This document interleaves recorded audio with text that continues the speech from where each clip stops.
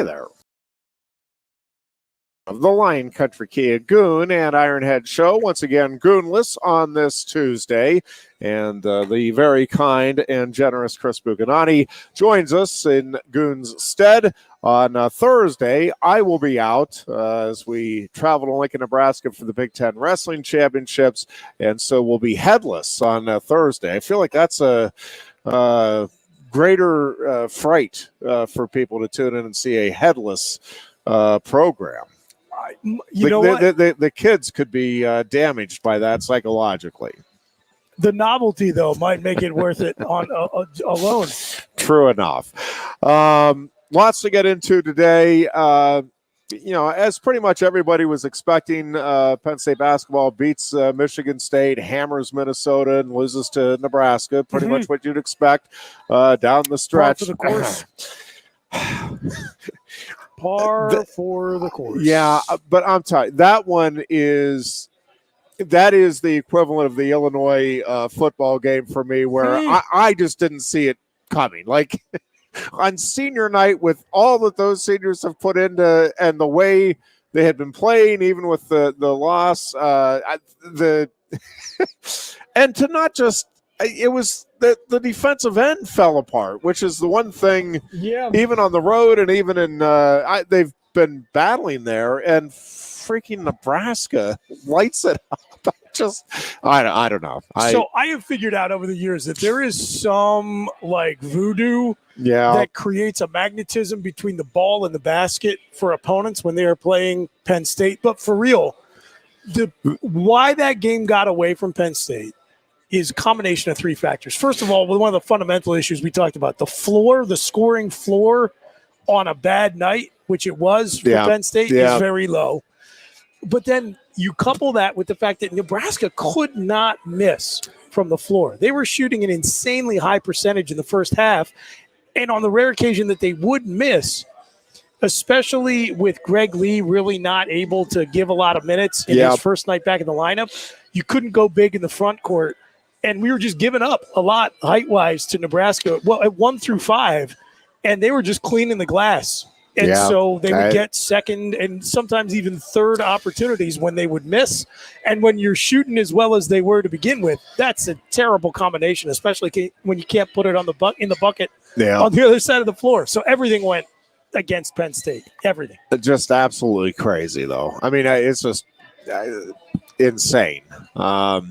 So we'll see Illinois, Rutgers coming up. Obviously, both very formidable challenges, but who knows? The way I give up on trying to predict anything, which truthfully I should have done 50 years ago because my predictions never. But it just is absolutely insane to me. I'll make a modest prediction. I bet Penn State will play exceptionally better basketball in both of these two games, which are both on the road, both against much, much better opponents than they did against Nebraska at home. Yeah. I don't know what that was all about. Maybe it was having to play two games in 3 days, both of them at night. Do you think the emotion of I mean, I was trying to think. I mean, the seniors that have been here obviously have been through a lot. I just wonder, like sometimes you can get yourself too psyched up for something and you tire yourself out before it get, that whatever event it is that you're building up for, right? You can get yourself exhausted getting ready for it. And I don't know. It was just such a weird and atypical in so many different regards from what we've seen from this team throughout the season. Defensively, especially. And against Nebraska of all it just is I don't know. It was very disappointing, and I don't know what the cause was, but I just or cause is more likely, but it just did not seem like the juice that you would expect to be there for Penn State was there. I mean, for a senior night that you would think would be meaningful and significant for these guys.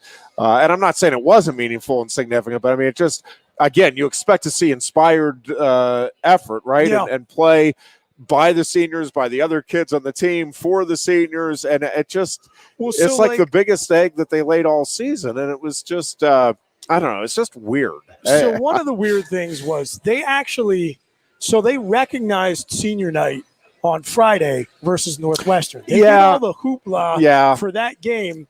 And having been at both of them, I can tell you the environment in the building was night and day. Friday night, there was by Bryce Jordan Center standards, there was a big crowd in there, a lot of energy in the building. And the one thing I will say, there's not a lot of talent on that Northwestern roster, but Chris Collins coaches them up, and they are very scrappy defensively. Yeah. So they make you work. They make you work for 40 minutes on defense. Maybe we got a little tired out from that. Yeah. But honestly, the impression I got watching the team on Sunday is that, Nebraska just lit it up early. And even I was thinking, like, okay, they're going to cool off. They can't keep this up. And I'm sure the guys on our team were thinking the same thing. Yeah. And, it's okay. You're down 10 points, but it's like, oh, okay. I mean, they're not going to keep hitting those wide open shots. Yeah, right. Exactly. Like, we're going to get a couple of rebounds here. We're going to cut down on their second chance opportunities. And then it didn't happen, and all of a sudden you're approaching being down 20 points, and you're not scoring the ball, and they're getting more and more confident, and the building's empty. There's just no energy that you can draw from the crowd. Yeah. And we just went off the rails. It never came back on or showed any signs of getting back on. That was the thing. You just kept waiting, or at least I'm like, all right, at some point, even if they don't win this thing, here we go. It's going to end. You never even got the sense that it was that there was a chance, right? Like that down the stretch to even make a mini run. It was just, I don't know, just a very strange game in a lot of different ways. And listen, it's been a very intriguing season for college basketball in general, for the Big Ten in particular. The whole on any given night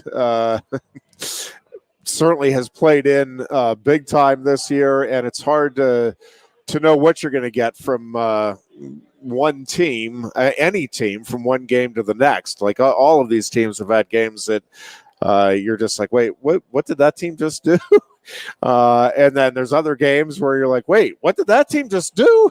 And, so it will make for a fun and I think very intriguing Big Ten tournament. Yeah. And listen, college basketball in general, obviously you had the unprecedented top 6 teams lose, 7 of the top 9 lose on one given day on Saturday there. And, it's just been that type of year. And who knows? I do think the madness is going to be as fun as it ever has. But and then you have, the Krzyzewski story that's going to be a huge one going into and throughout the tournament for as long as Duke is in it. I don't know. It's going to be interesting viewing for college basketball fans, and even for the casual sports fan checking it out, because it's you never know what's going to happen, but I feel like even less so this year than usual. And the one thing, I was listening to some of the conversation on I think it was ESPN radio this morning on Krzyzewski, and just the run here and the send-off this season. And it is what it is. I understand that. But this really is the way Joe Paterno was supposed to go out, man. Like, to get the recognition, to get the accolades, to get the appreciation. And I'm not going to go through the whole thing. And people are going to believe what they're going to believe at this point, I think, for the most part. But I'm just telling you, he's a long-time Penn Stater and somebody that appreciated Joe Paterno and what he stood for and all of that. Like, there's just a part of me that is galled not by what Mike Krzyzewski is getting, because he should be getting what he's getting. Sure. It's just that that's the way that thing should have ended for Joe Paterno, in my humble opinion, as well. And it just Yeah, it's just something I've been thinking about, listening to the conversation around Krzyzewski and all that he stood for, and all the ways that he has helped the student athletes under him develop it, above and beyond the football field. And there are countless stories about how he helped different people. He and Sue Paterno helped countless people above and beyond the athletic field, and obviously everything they did for the university in general, et cetera, et cetera. But that being said, it is, again, going to be, I think, fascinating to see how far this Duke team gets in the tournament. There's obviously going to be a lot of sentiment for Mike Krzyzewski, and there will be the folks that are tired of what they perceive as the act, and there will be, the Duke haters out there for sure. I've always been more in the middle. I mean, I respect the heck out of Krzyzewski. I don't know how you really can't do that.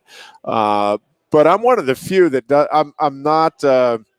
Most of the people I know, anyway, it's like, no, I'm always rooting against Duke in the tournament, or Penn State's my team, but it's Penn State, so Duke's my team. Like it's kind of that. It's like the Cowboys. Like there are very few people that are neutral, and I'm neutral. Like I appreciate Krzyzewski, but I'm okay if they get far. There are certain teams that I root for a little more, that I'll root against Duke if they meet up with them. But for the most part, I'm just I'm entertained by them, but I'm not like big one way or the other, pro or anti Duke, which I'm the same. I think actually, I'm in the minority. Yeah, no, we are definitely in the minority. I understand why Duke makes a great villain. Yeah. And it's not like I have any problem with people turning them into the villain. And I can see it's one of the ways that makes the sport really fun, because I see how many people who otherwise don't care about the sport at all, because Penn State's not good, and they don't even really pick up a second team. They just sort of watch to watch. Yeah. In the absence of a team to root for, they really enjoy being able to root against Duke. Yeah. And, I grew up in the Lehigh Valley, so, I don't have, like, super strong connection to Lehigh or anything. My parents went to school there. But, like,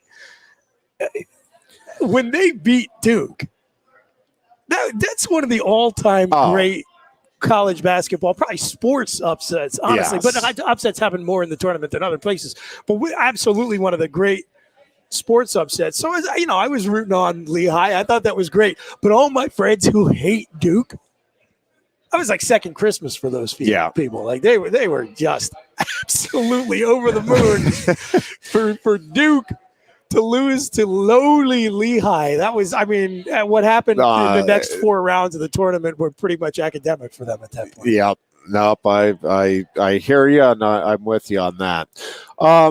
Couple of things. Can I just, so my history of interest in the NBA as a kid, like as a young kid, football and baseball were always my biggest passions. Yeah. And then, wrestling came in there pretty significantly as well for me early on. And basketball was on the radar, and I followed it. And when the Sixers got good, because I was a Pittsburgh sports fan, but obviously without a basketball team. So I was into the Sixers teams with Julius Erving. Super and then fun team to watch. Yeah, and then, with Mo Cheeks and when Daryl Dawkins came in. So I followed them pretty closely. Not the way I did the Pirates or the Steelers or later the Penguins, but pretty closely. And enjoyed it. And then, for me, the NBA was it was a fun watch with Magic and Bird. It was a fun watch with Michael Jordan. And then I kind of just checked out. I'm not even, I don't know if it was the cultural stuff. I just did. I focused on wrestling over the winter, followed the college basketball scene pretty closely. But it was kind of one of those things where something's got to go, and the NBA just went for me. Yeah, as a pretty big NBA fan, I can say definitively the product quality dipped after Jordan retired. And so I understand why a lot of more casual fans totally checked out. I had a tough time, keeping up with it. And part of it was it coincided with a player lockout. Yeah. So yeah, you that had the did not guy who help. defined the sport for a generation. He left the Bulls dynasty, which was a big draw for fans. That ended, and at the same time, there were no games. So that being said, I will say I am as a very, very casual, borderline non-fan of the NBA.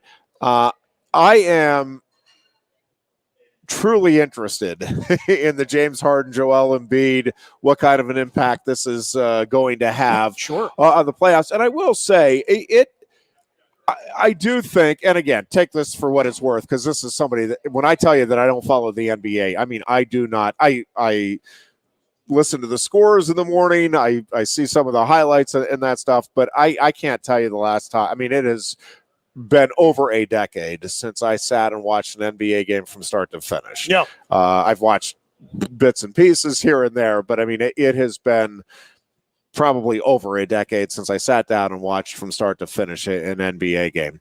But the Eastern Conference in general is fascinating to me, again, as a very, very casual fan of the NBA. I do think these playoffs are going to be very compelling and will provide plenty of very casual or non-NBA fans a reason to go ahead and tune in. And I suspect we'll see how it plays out, because I never know with my schedule and the way everything does or doesn't come together. But I suspect I will be watching more NBA basketball this playoff season than I have since I can pretty much guarantee it since Michael Jordan played. And a large part of it is I'm really interested to see what this looks like if these first couple of games, are a precursor to what we're going to see throughout the run here for the Sixers into the postseason. Well, if you have not watched the NBA since the Jordan era, a stacked Eastern Conference where every game of every round of the playoffs is a slugfest all throughout every round, that will seem very familiar to you. Yes, indeed. And like nothing has changed. This is the first time that's been true since you stopped watching. I mean, for pretty much a solid 2 decades, starting with the Lakers dynasty of Shaq and Kobe together with Phil Jackson there. The West has been head and shoulders the stronger conference. And this is the first time in 20 plus years that I think top to bottom, the Eastern Conference is stronger. But man, it's really good. The defending champions might end up as the 4th or 5th best team, or at least in terms of the momentum they carry into the postseason. So it should be a lot of fun if you're a casual fan, and probably a good time to check back in. Yeah. And much more into the NHL am I, and I will say I am loving understood. I am loving the way the it's not just that the Penguins are winning, it's that the Stars keep showing up in a big way in the biggest moments, and to get the goaltending victory they had the other night against the Rangers, to get the comeback win with Malkin getting the game tying goal, and then on his third straight game with a power play goal, which is obviously fun and a good sign as you make the turn toward the postseason. But then to see Crosby get another game winner, it just and again, playoff hockey is as hard to predict as anything, I think, because again, one goaltender getting hot for one series can change everything. But man, it feels like this Penguins team could make a run this year. I just the leaders are certainly there.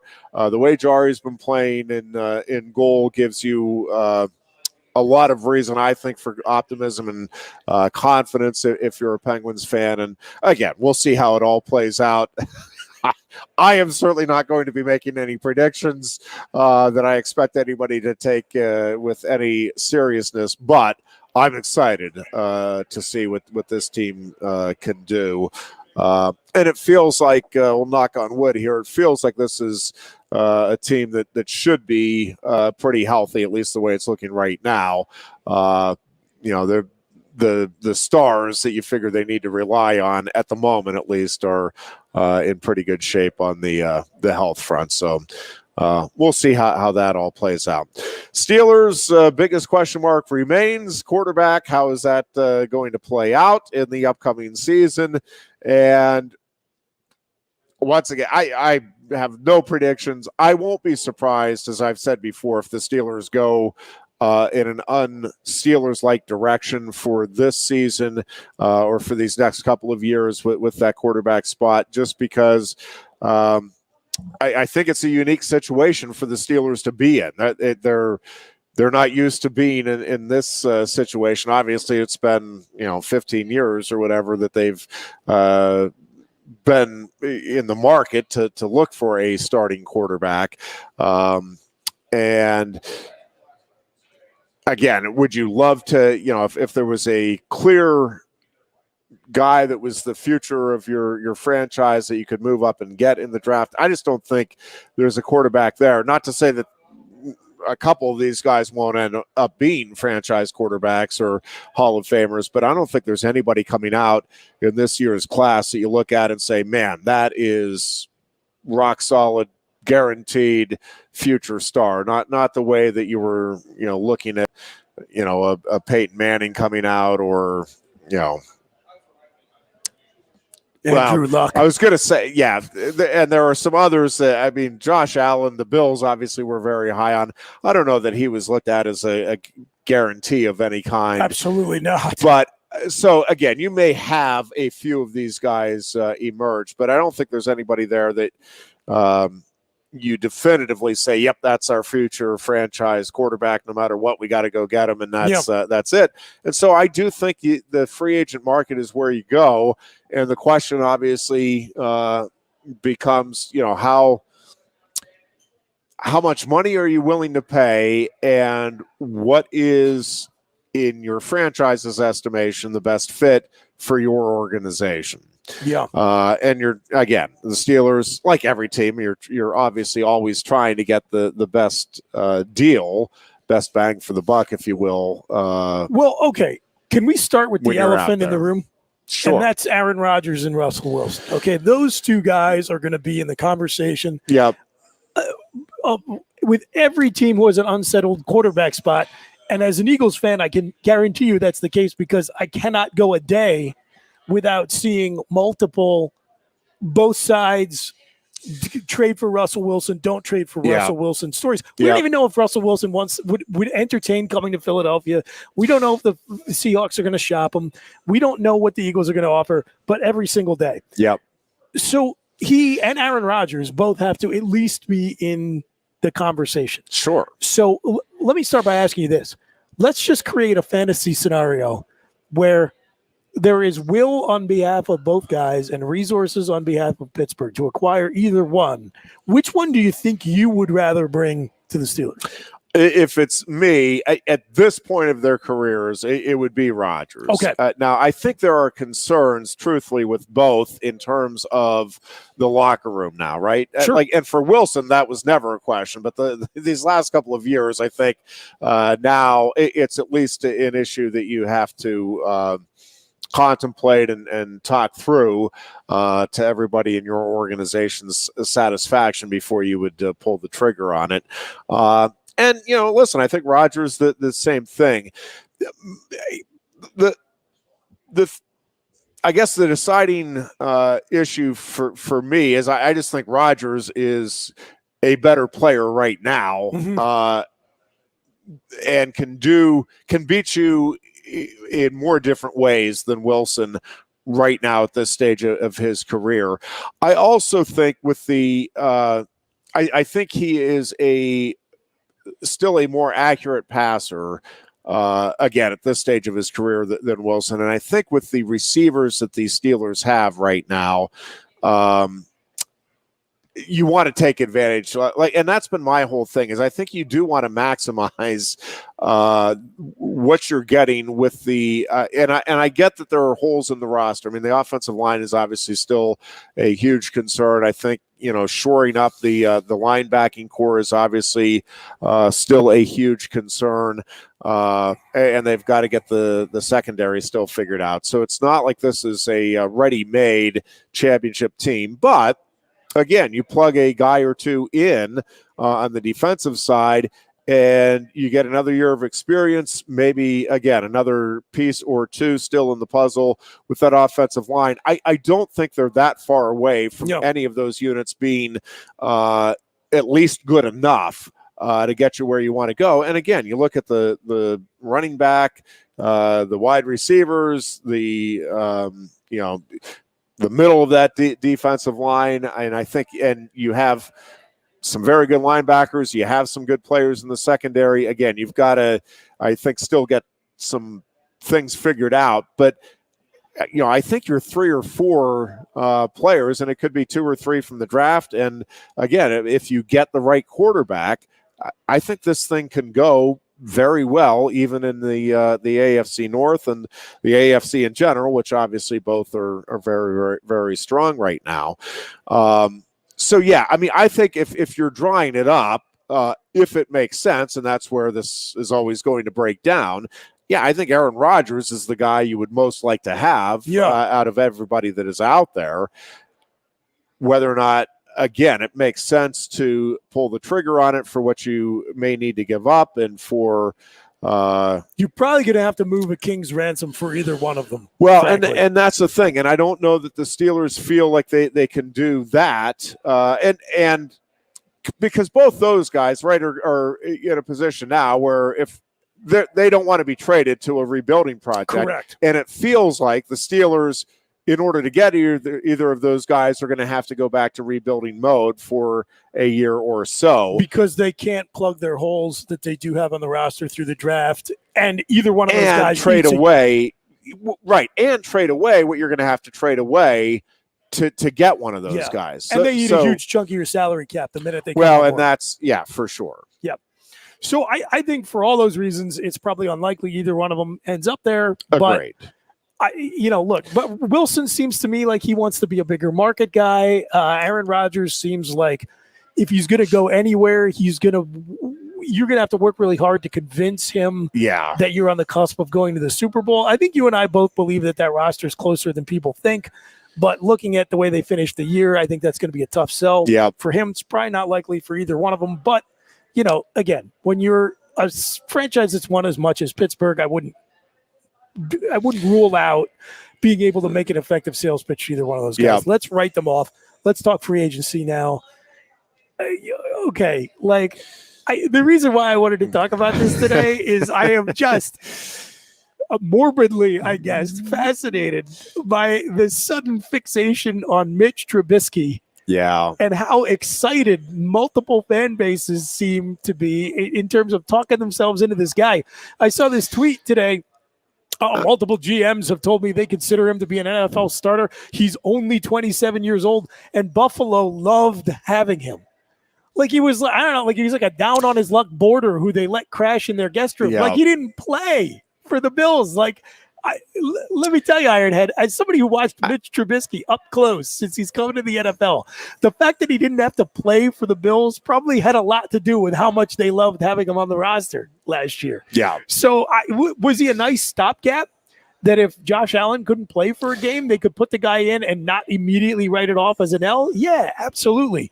Is he a guy you want to throw a mid-level quarterback contract at and say, yeah, this guy's going to get us to the postseason and at least 1 or 2 games in? Like, man, I'm not buying it at all. I'm not either. I really there are a lot of guys that are being floated out there and that the names keep surfacing. I'm like, yeah, okay. I mean, I could see that working. I will say Trubisky is not one of them. I just don't think I'm with you. I don't see why it is people are thinking he can be an upper level quarterback, right? Like, I mean, when you say he could be we see him as a starter in the NFL. Well, yeah, I probably do too for like those 26 through 32 teams. Which, by the way, in the overall scheme of things, like when you look at the overall athletic scope of the world, that's an impressive feat to be one of 30, to be one of the best 32. Absolutely, like it is a phenomenal feat. But we're talking here about trying to get a team you got to be Super an elite Bowl level athlete to be bad in the NFL. Yes, and so that being said, he is. I think clearly not a top 16, right, in the NFL. Again, where he fits in after that, I mean, I'd have to sit. I haven't sat down and actually thought this through, but he would be no higher than 17. And I'm guessing if I sat down and really looked at it, probably in that 26 to 35 neighborhood. Probably one of the better backups in the NFL if that's where he ends up, or one of the least effective starters in the NFL. But I mean, he's not. And I think if you're the Steelers or any team that's looking to, that the quarterback spot is what you think is going to get you over the hump, you're looking for a top 16-ish, at least type of guy, right? Like upper half, maybe not, the Tom Brady, Patrick Mahomes atmosphere, but ideally that next group down, and certainly that third tier. And again, I would do the tiers kind of 1 to 5, 5 to 10-ish, and then 10 to 15-ish, or 11 to 15-ish. And you're at least looking for that third tier-ish, if that is the spot that you think is the key to getting you over the hump. Now, a Mitch Trubisky, if the rest of your roster was rock solid and you're like, man, we have a great offensive line, we just need a quarterback that is serviceable, maybe then Trubisky would be okay. Although I got to tell you, the accuracy issues with him, and he's just been inconsistent throughout, right? Like there are nights where I'm with you. Yeah, man, I'd love to have him on the nights where he is lighting it up, and he has those nights. There's no question.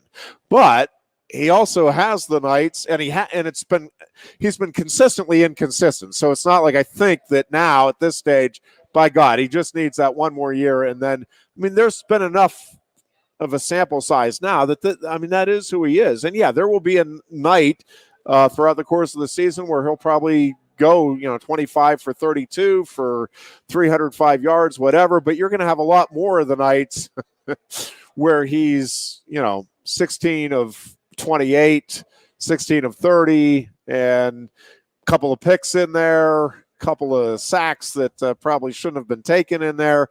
I just don't. He just does not seem like the guy to me that anybody's looking at as, okay, that's the quarterback we need, and then, man, we're going to soar. So may I play devil's advocate? Absolutely. And this is, by the way, this is coming from somebody who already said, you signed Mitch Trubisky. So I was talking about this with my buddy, Chris Adamski, the buzzsaw of the Pittsburgh Tribune Review, and I'm going to try to replicate his devil's advocate argument, but don't let me put words in his mouth. This is my recollection of the conversation. So because I said to him, if you're in a position where you want to sign Mitch Trubisky, that's seriously a thing you're considering, why wouldn't you just sign Tyrod Taylor, who's the cheaper version of him, and then just draft a quarterback? Just don't do the neither here nor there approach of signing Mitch. Why would you do that? And he said, well, so here's the line of thinking, that the way the draft is going to fall, the way it always falls, is that the top quarterbacks always get overvalued, even if they don't really deserve to go in the top 15. Yeah. If you believe that, let's just say, Pickett, Willis, and either Sam Howell or Matt Corral is, that's the top three. There's no way Pittsburgh is going to grade these guys out and think there are 4 top 15 quarterbacks in this draft. It's just not going to happen. At the very most, they're going to 3, probably more 1 or 2. Yeah. you're going to need to trade up from 20 to get the guy you like. Yep. And it's unlikely that no matter how they grade the guys, they think any of them are worth trading up for. So then at that point, if you have ruled out getting a quarterback in the first round because you don't think any of them are worth trading up for, then Tyrod Taylor doesn't do a lot for you because of his age. Yes, he is probably going to be cheaper than Trubisky, but he comes with less upside because of the whole age factor. Trubisky only 27, as I mentioned. Yeah. And if you take a charitable reading of his career in the NFL so far, the Bears team that he took to the playoffs and would have gone to the second round, but not for the double doink. Yep.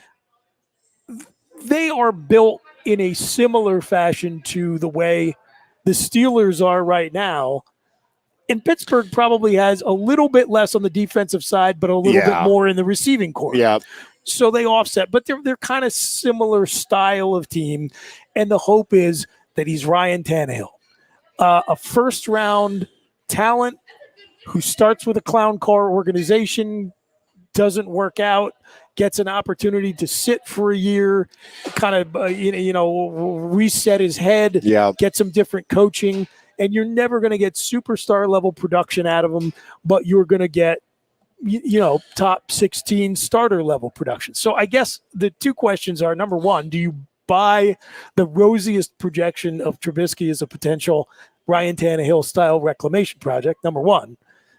And I guess the sub question is, if you do you believe that's a track you want Pittsburgh on? The question is, do you believe Pittsburgh could get to an AFC championship game and win it with Ryan Tannehill level quarterback production? Yeah.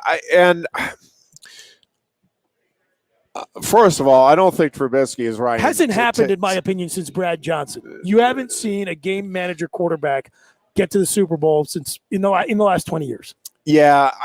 I think there's do I think that could happen? Yes. Do I think a lot of things will have to fall into play? Like, I don't think it could happen next year. And I think if you get the right quarterback, and again, like Aaron Rodgers would make them a Super Bowl contender. Sure. Now, they made contender and getting there and doing it are two different things. But Aaron Rodgers on that roster, it makes the Steelers instant contenders. Again, it makes them one of about 5 or 6 contenders in the AFC. So, take that again for what it's worth. But it does immediately get you in the conversation. I don't think with Trubisky, I don't think you're looking at next year as being a realistic possibility for a Super Bowl run, because I think, again, you've got to get some other things shored up that it's just not going to happen in 1 year. It's going to take a draft and a couple of free agent signings and galvanizing some things together. Best case scenario. I'm talking absolute best case scenario. And listen, I think there are some other, the Kyler Murray situation is fascinating. So that was going to be my next question to watch. And that dude, I'm telling you, I think his upside is still through the roof. I really do. I am and I might be slightly biased because Bo Nickel and Kyler Murray know each other from high school, and so Bo was a big Kyler Murray supporter, and vice versa. By the way, but so. He's telling me what a great dude this is, and this is before he's winning the Heisman Trophy. And interesting. But so I'm watching that season then with a little more interest, and so admittedly, I come at this a little skewed because of a semi-personal connection, but I do think that is a guy that is absolutely driven right now. That would be wild to have Murray. 3 number 1 overall pick quarterbacks in the same division. 2 of them from Oklahoma. Yeah, it would. Yes, very true. I hadn't even thought about that, but yeah, that would be. So let's fascinating. Okay. So let's throw 4, because we haven't gone through all the trade possibilities. You mentioned Kyler. I think it's fair to say that if we throw the 4 trade most likely trade possibility quarterbacks, and those being so Rodgers and Russell Wilson, and we talked about Kyler Murray and Jimmy Garoppolo. Yeah. He's the odd man out if you could get one of the other three, right? Yeah. Although I will tell you, I would be, yes, for sure. He's fourth on that list of four. That being said, if we say those three are unrealistic, he's maybe the best option. Yeah. And I think, because you talked about Derek Carr. I think he's off the table. I think they're keeping him at this point. Why would you not? I mean, right. It would be insane to me. For the Raiders, so who knows? But. Yeah, but I think they're I think they're looking for, and I think getting closer to trying to get some stability. And yes, listen, I do agree. think there's a lot to build on there. I mean, I like, when I'm talking about 5 or 6, it's probably really 8 or 9 Super Bowl contenders in the AFC. If, again, a couple of things come together this next season. But if the Raiders have a good draft, a free agent or two key signing, I mean, that's another team that could be right there. And that's the thing. In the NFL, there's never that you're never that far away, right? From, I mean, if you have the right ownership and front office group, you're never that far away.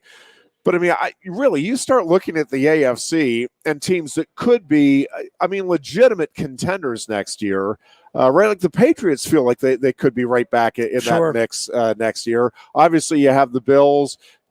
You certainly have the Bengals. I think the Ravens are going to be right there if they're healthy. I mean, that's the only thing that prevented them from being right there, I think, this year. If that roster was healthy, I think they're right there with the Chiefs and the Bengals and the Bills. I mean, that's a really good roster when it's healthy. Potentially the Steelers, potentially the Browns, maybe.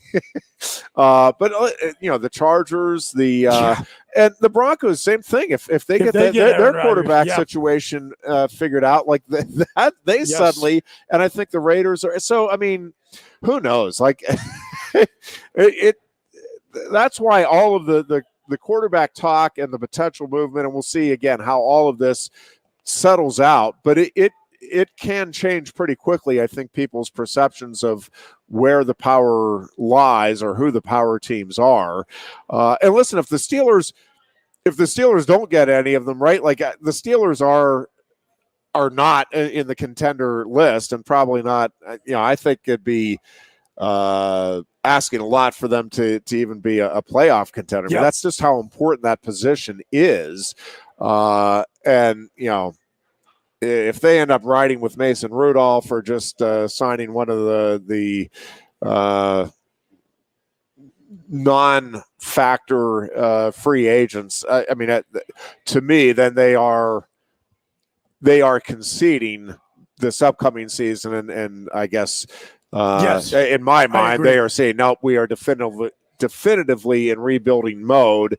And again, rebuilding in the NFL can be a year or two. I mean, it's not necessarily a 5-year project. But if they do not make a significant signing at the quarterback spot, to me, again, you're conceding that at least this upcoming season is a rebuilding one for your organization. Now, I promise you we were going to come back to this conversation when we have more information. So like closer to the draft, right? I'm going to be really interested to hear how your thinking evolves. So I'm not holding you to anything.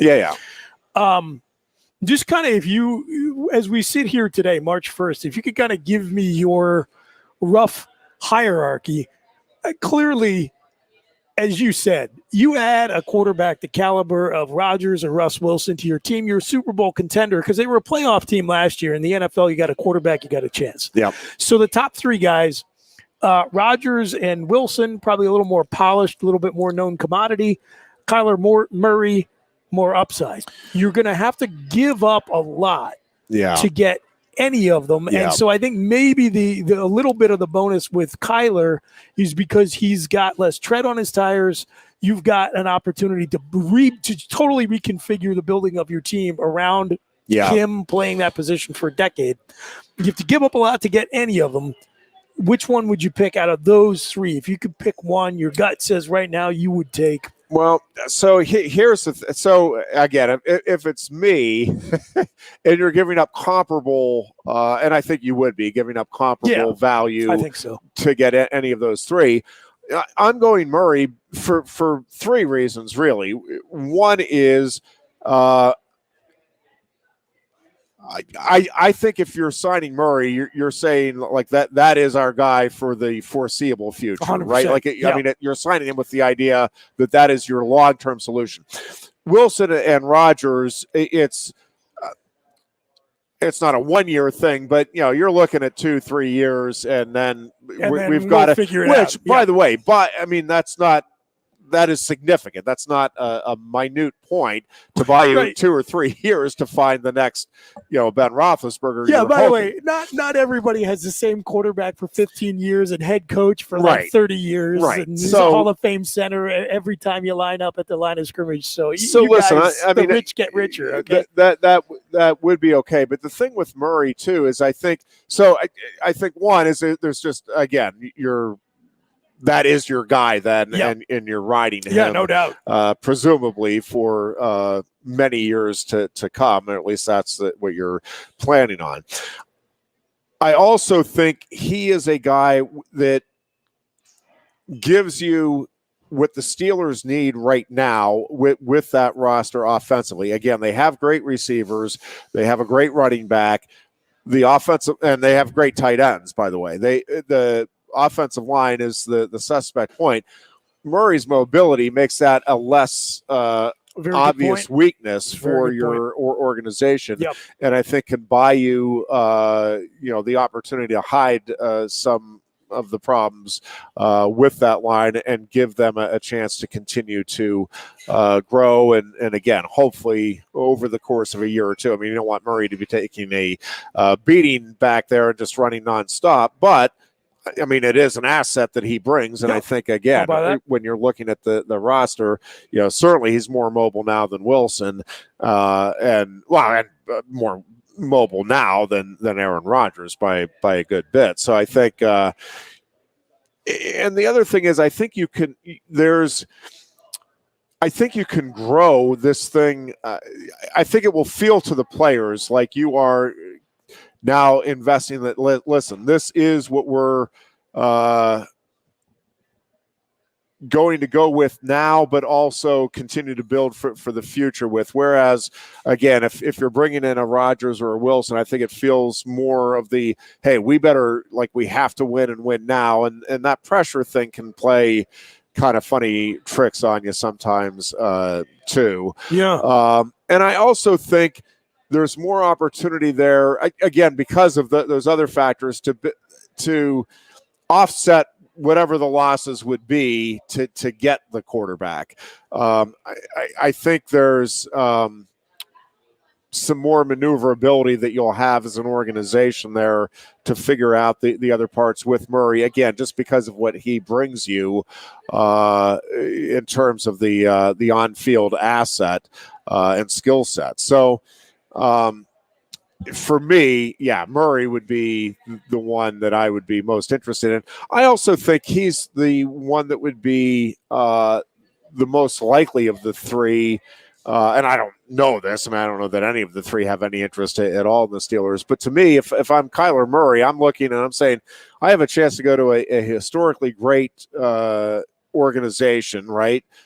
Very well known and established, and if I can go in there and have success, right, my market value individually, that I mean his market value is very high, obviously right now, but I do think he would look at it as, again, same thing. It's not, we want to win right away, but if we don't, it's okay. I think his mindset would be, we're going to win it at some point, and hopefully it is right away. But if not, I'm okay. If it's 3 or 4 years down the road. Aaron Rodgers and Russell Wilson aren't okay with waiting 3 or 4 years to get on a Super Bowl championship team. So. And I think it would be an easier fit in the locker room, I think, with a Kyler Murray, where, again, you don't have some of the history, and I get things are going off the rails a little bit right now in Arizona, but you don't have the overall history here that you have to deal with, and I'm not sure you have the ego to deal with that you would with Wilson. And listen, I mean, that's Ben Roethlisberger had an ego. Cordell Stewart had an ego, and part of it. And I'm not saying Kyler Murray doesn't have an ego. I don't know that you can get to be that level of quarterback and not have an ego. But I think Murray at this point it would be more apt to put the ego aside and hey, let's figure out what we need to do to win. And let me know what I need to do, and I'll do it. Is just at least the impression and the feeling I get. Well, and what's going on with Murray right now, I mean, that's just like a contract dispute between him and management. I think every player understands that. Yeah. I mean, there has not been much, if any, smoke around him being in a locker room issue. No. Aside from, arguing with the management about money, which is pretty much just a fact of life for every player in the NFL. So I don't really think that would be held against him coming in. Whereas, there have been some issues around Russell Wilson, and we all know Aaron Rodgers is like a notoriously weirdly prickly dude. So there's all that. Okay, so those three guys off the table. You think Jimmy G is the next most appealing option? Much more modest trade package to pry him away from San Fran than anyone of those you would guys. certainly think, and I think he's the advantage there is just the experience that he has. And listen, there's enough sample size. Again, he's not elite, but he is somewhere in those next couple of tiers in my mind. On the two NFC championship games in the Super Bowl. In terms, but even just from a consistency standpoint, like he will have the occasional bad game. I mean, but you kind of know what you're getting. And I just think with that roster and with what he brings to the table, that does feel like it would be a good fit to me for the Steelers. Now, the one downside with him is the cold weather games, and he does not have a great record. I forget, I have to look it up, but below freezing, he's not been a great quarterback. And I don't know how much of that is just statistical or not. I mean, we overanalyze everything these days in the world of sports, so I don't get too caught up in it. But if I'm the Steelers and I'm making the investment, I'm taking a look at it. I'm talking to him about it. And again, I don't even know what the record is. I just know it was a lot of talk going into the NFC playoffs this year about and I don't even remember now what the record is or anything. But I do think it's something you need to look at and figure out, okay, are we okay and comfortable with this if you're the Steelers? Because you're going to have plenty of cold weather games there if you're the starter for the Steelers in the AFC North. But I like Garoppolo. I like the way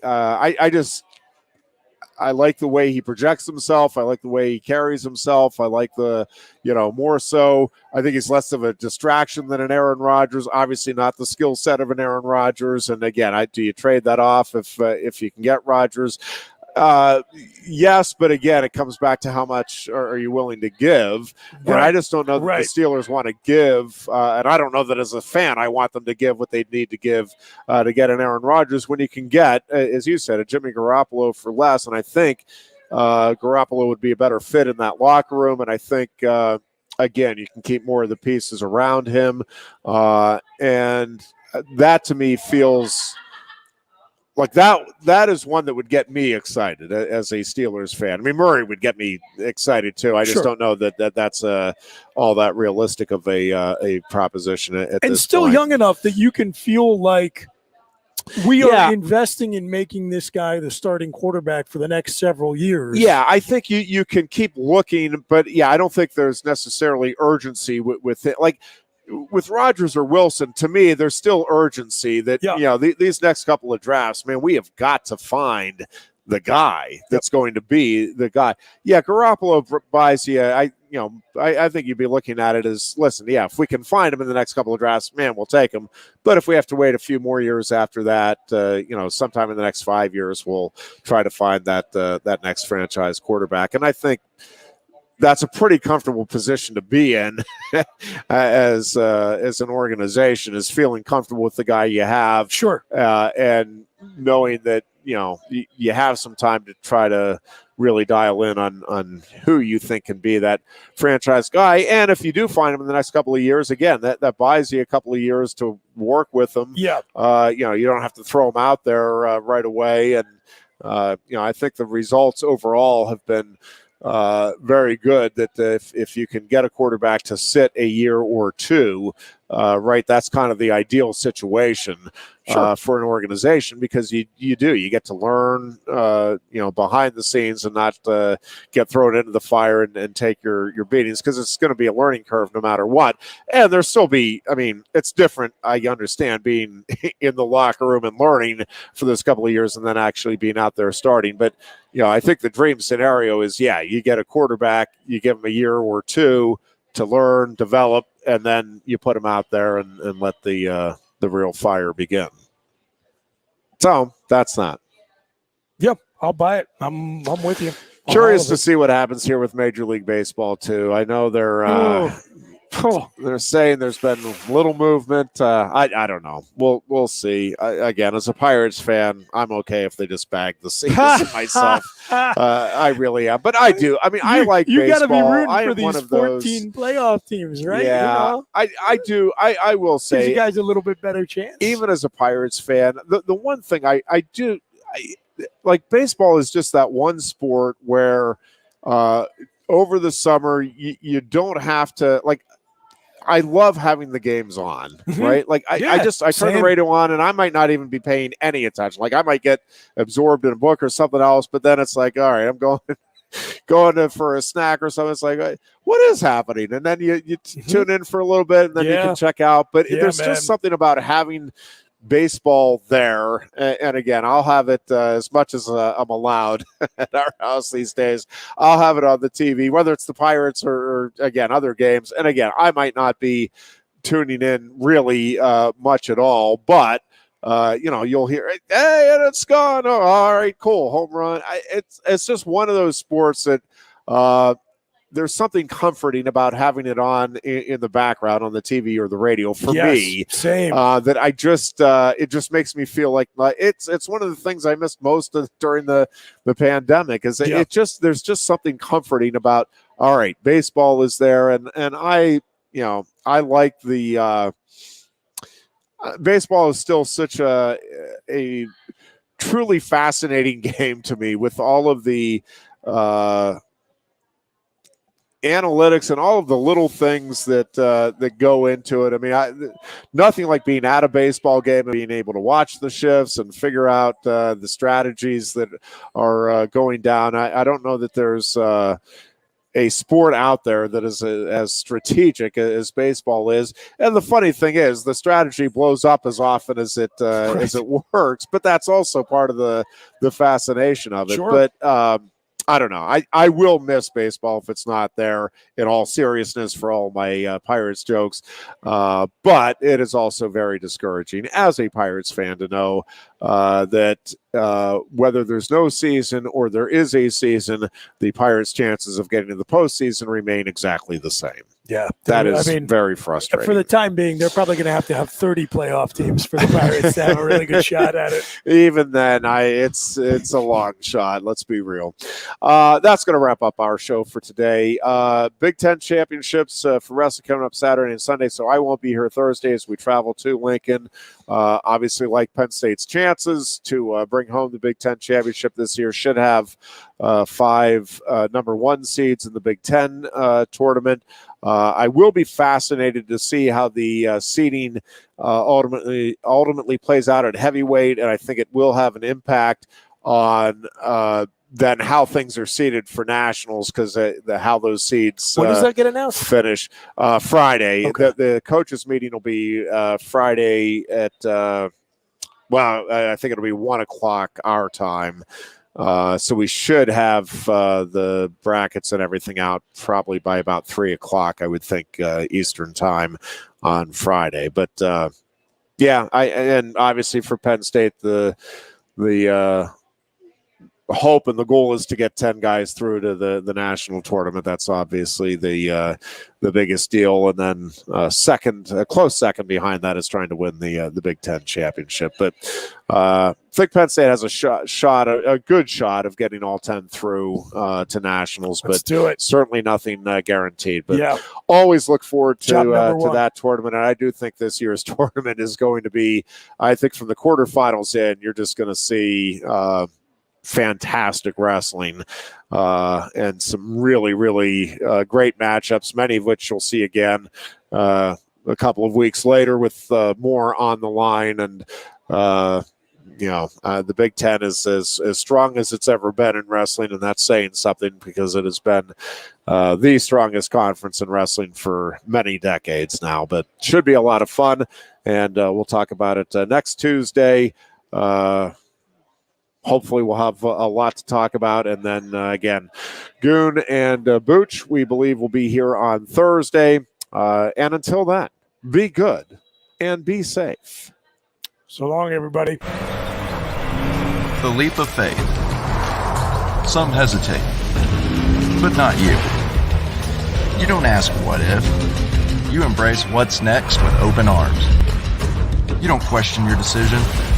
You double down. Because you know the thrill is worth it. Introducing the 2022 Telluride Nightfall Edition. There's always something happening at Quaker Steak Lube. From live music to exciting new flavors, meet your friends and refuel at your local Quaker Steak Lube today. Can't slow down? Then order online. Pick up and get back on the road. Find us at thelube.com.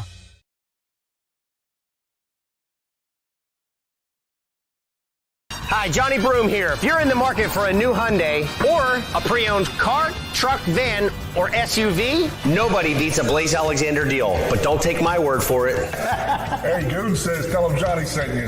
Hey, tell him Johnny sent ya. Tell him Johnny sent you. Wait, tell him Juan or tell him Johnny sent you? Tell him Johnny sent you. Here at Bill Pickles Tap Room, we say, tell him Johnny sent you. And remember,